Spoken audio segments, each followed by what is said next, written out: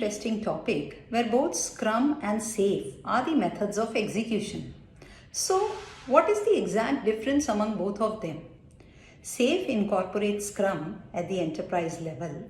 Scrum Framework is based on Agile Framework ideas and principles, while SAFe is an enterprise-level implementation of Scrum Framework. To know more about both of them, attend Scrum Master and SAFe trainings from ZOC Learnings. And yes, do keep reading our blogs on various project management topics on www.zochtech.com. Happy learning!